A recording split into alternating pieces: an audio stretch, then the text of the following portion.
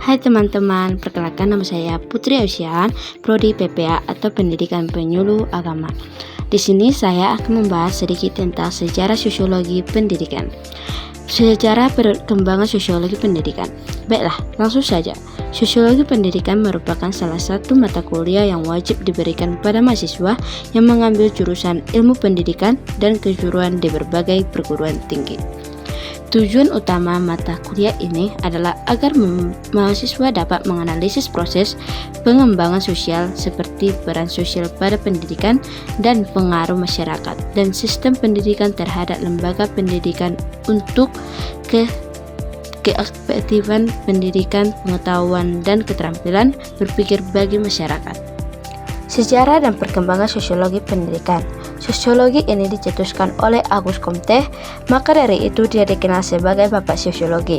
Ia lahir di Montevideo tahun 1798.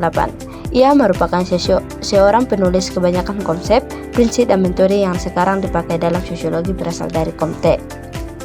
Comte mengatakan bahwa tiap-tiap cabang ilmu pengetahuan manusia mesti melalui 3 tahapan perkembangan teori secara berturut-turut, yaitu keagamaan atau khayalan, metafisika atau abstrak, dan saintifik atau positif.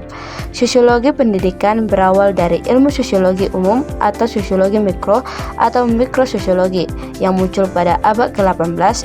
Ilmu sosiologi mulai melepaskan diri dari ilmu filsafat dan berdiri sendiri sejak abad ke-19.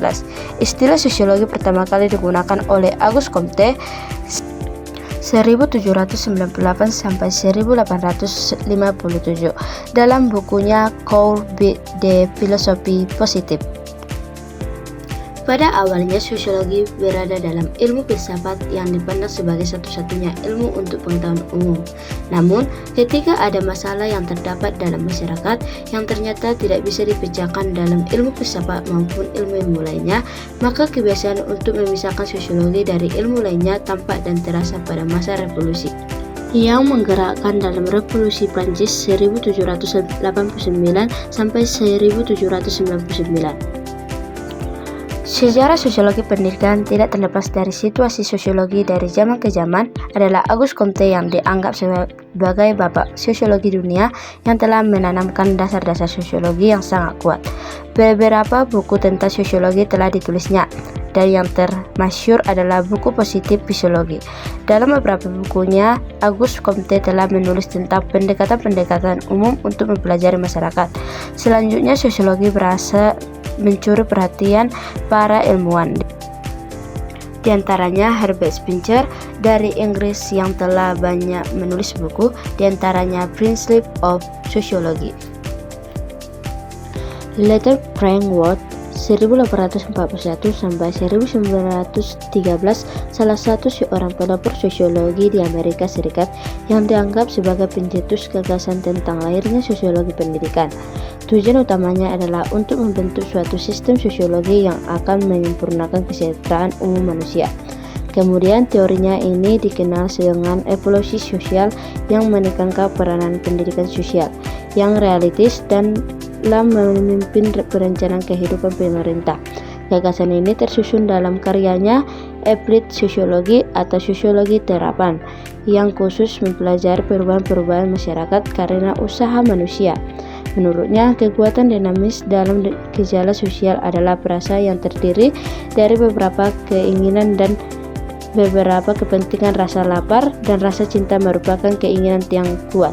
Perasaan merupakan kekuatan yang individu karena interaksi, kemudian berubah menjadi kekuatan sosial. Kekuatan sosial mempunyai kekuatan untuk menggerakkan kecakapan manusia dalam memenuhi kebutuhannya. Dalam perkembangan selanjutnya, mulai tahun 1938 sampai 1947, sosiologi pendidikan mengalami kemandengan. Faktor yang menyebabkan kemandengan adalah sosiologi pendidikan yang digantikan oleh kuliah-kuliah dalam sosiologi. Dalam alasan bahwa bagi pendidikan guru lebih berguna bila diberi sosiologi daripada diberi kuliah khusus mengenai sosiologi pendidikan. Pada masa-masa stagnan ini, yang dapat dilakukan hanya review of educational research pada tahun 1940. Selain review juga artikel-artikel yang mempunyai hubungan dengan sosiologi pendidikan. Dalam perkembangannya, seorang ahli yang bernama Letter F. Ward dapat dikatakan sebagai pencetus studi baru tentang sosiologi pendidikan. Studi ini memunculkan gagasan evolusi perencanaan kehidupan pemerintah. Gagasan ini tersusun dalam karyanya Applied Sociology atau Sosiologi Terapan, yang khusus mempelajari perubahan-perubahan masyarakat karena usaha manusia. Menurutnya, kekuatan dinamis yang dalam gejala sosial adalah perasaan yang terdiri dari beberapa keinginan dan beberapa kepentingan. Rasa lapar dan rasa cinta merupakan keinginan yang kuat. Perasaan merupakan kekuatan yang individu ke arena interaksi, kemudian berubah menjadi kekuatan sosial. Kekuatan sosial mempunyai kekuatan untuk menggerakkan kecakapan manusia dalam memenuhi kebutuhannya. Sekian dari saya mohon maaf jika melakukan kesalahan saat mengucapkan. Terima kasih.